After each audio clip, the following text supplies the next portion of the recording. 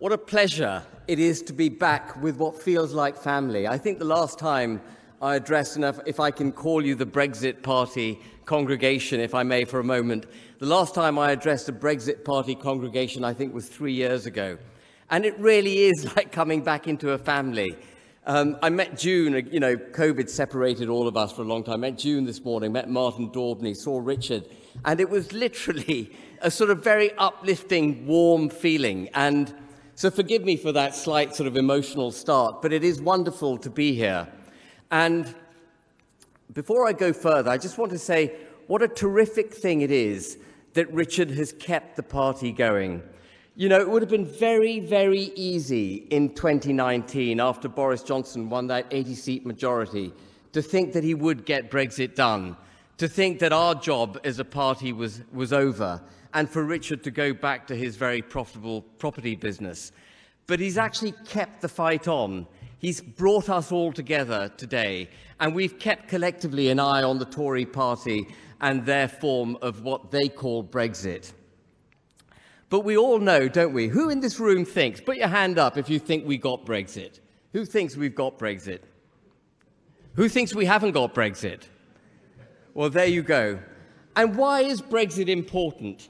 You know, at one level, it's very easy to say, well, we wanted to leave the anti-democratic, horrible institution that is the European Union. Of course that's what we wanted. But the other reason, the other side of the coin, if you like, which is equally important, indeed perhaps more important, is that we wanted to take back control. You've all heard that before. Why did we want to take back control?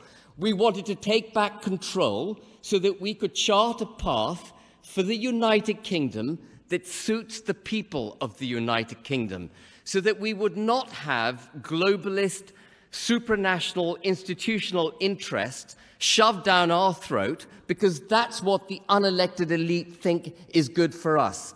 We wanted to chart a path for the United Kingdom. And the problem with the Brexit deal that Boris Johnson delivered is that it gives us none of those freedoms. So when Nigel stood 317 candidates down during the general election, which now with the benefit of hindsight, I can only regret. When he stood them down, Boris Johnson made a little video clip on Twitter, some of you might have seen it, in which he said there would be no political alignment with the EU. Well, he lied, didn't he? He said there'd be no level playing field with the EU. A level playing field, by the way, from an EU perspective, means a playing field tilted dramatically in their favor. But we have signed up to a level playing field. We are not allowed to regress from what EU laws were at the end of 2020 as far as they apply to state aid. So we can't put buying British first. We can't put buying British first.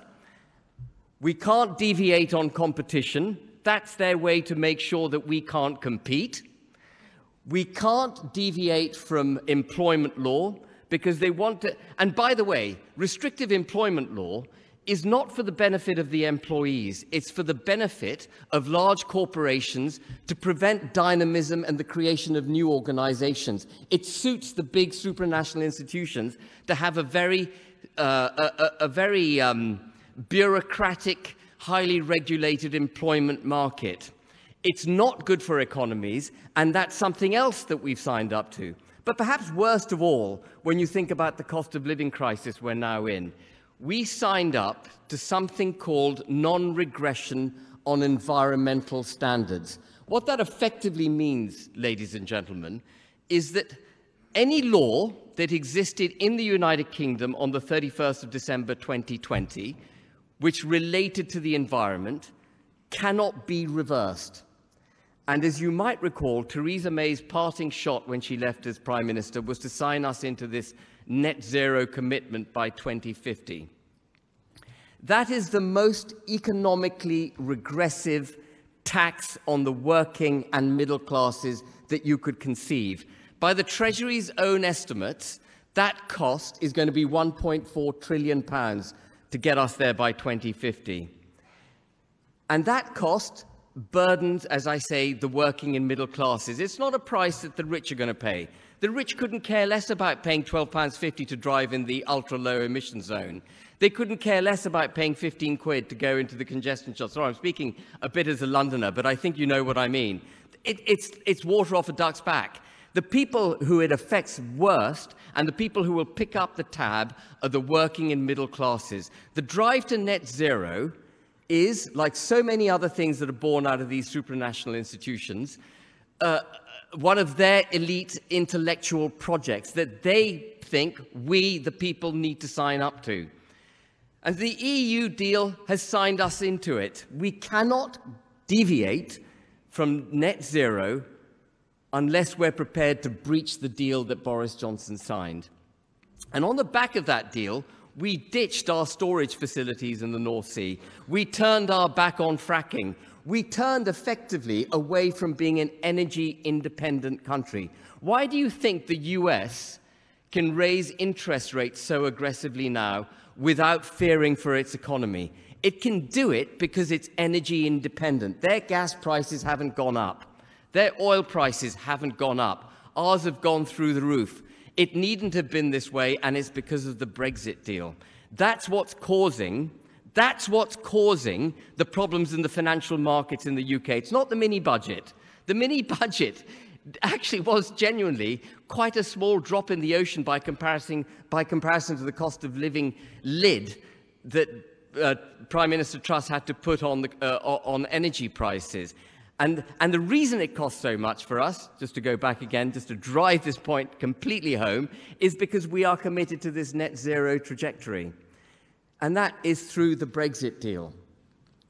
We've talked a bit about what June's talked a bit about, and by the way, the last time I followed June onto a stage was 12th of April 2019, when we launched the Brexit Party, and that was a great pleasure. So that was another little sort of trip down memory lane for me.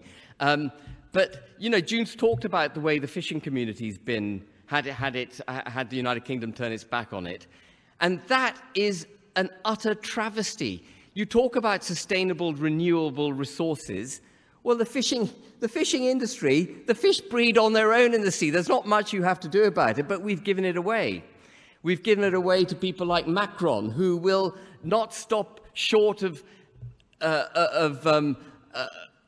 barricading Jersey, threatening the cutting off of its electricity, impounding illegally British ships in French ports. That's the kind of approach a country takes when it's championing its own interests. Sadly, the United Kingdom hasn't stood up to it.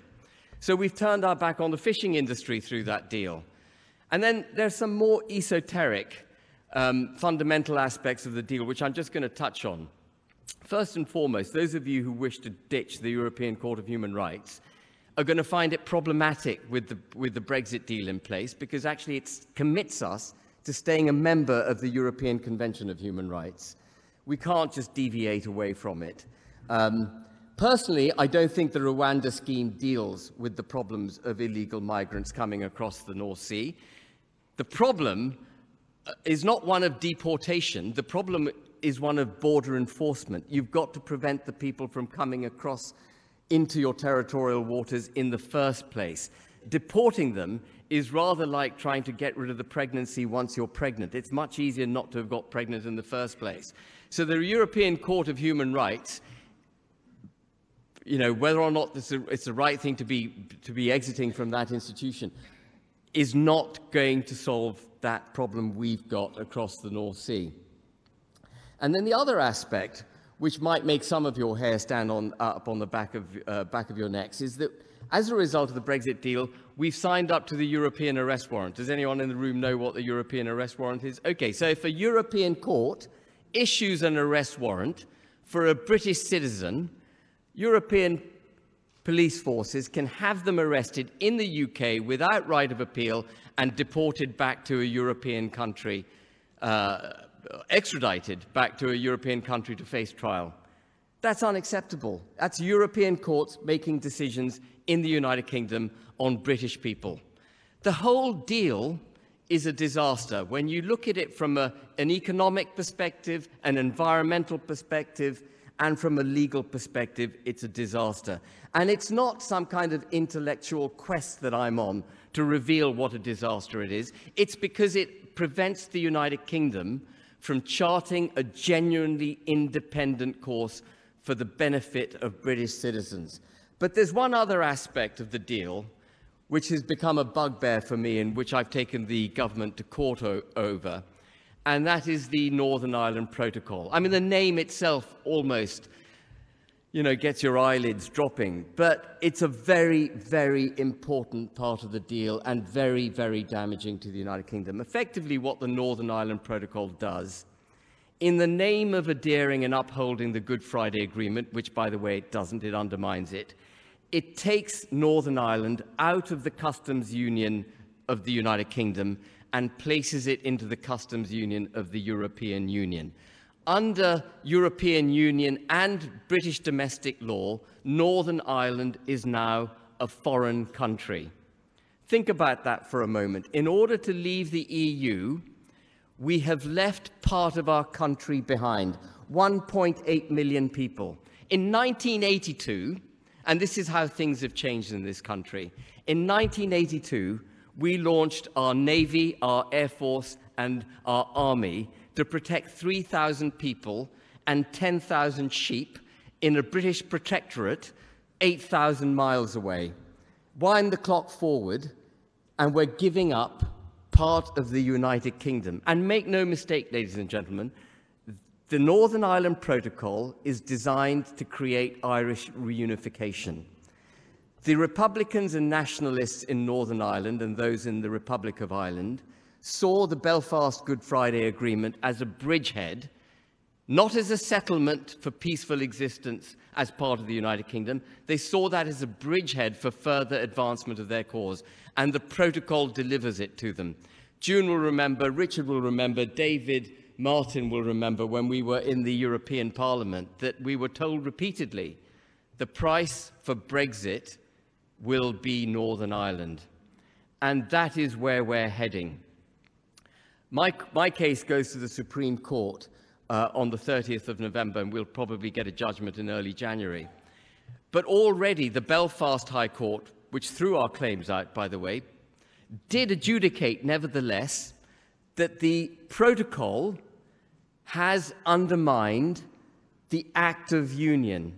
It accepted that the entering into the Brexit deal had broken Article 6 of the Act of Union, which requires that every British citizen across the United Kingdom is treated on an equal footing and that you can trade equally across the United Kingdom. That wasn't sufficient for the Belfast Court to agree that the protocol should be deemed to be unlawful. So we're going to end up in the Supreme Court. And it would be a travesty if the Supreme Court should adjudicate the protocol to be legal.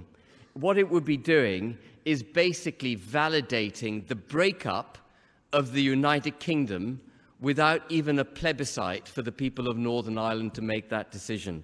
We would be giving up all our brethren in Northern Ireland who are British. 1.8 million people, 1.8 million British people, we would be turning our backs on them, and that's what's happening at the moment. And I don't think Liz Truss, by the way, is going to politically salvage the position. All the mood music suggests that actually she doesn't care that much about Northern Ireland. It's a deficit economy, it costs the Exchequer £8,000 per head per annum, and we're better off with it gone. There are no votes for the Tory party in Northern Ireland. There are indeed no votes for the Labour Party in Northern Ireland. So the Brexit deal, just to conclude, the Brexit deal isn't a historic document which we can now move on from and look forward to our future as an independent country. The Brexit deal, I'm afraid, ladies and gentlemen, prevents us from getting there. So what I want to say, my light's gone red, what I want to say is my parting message is that we mustn't stop the fight for our independence. We mustn't stop for the fight for a genuine Brexit. My hat's off to Richard for keeping up the fight, and all strength to the Brexit Party, now the Reform Party. Thank you very much.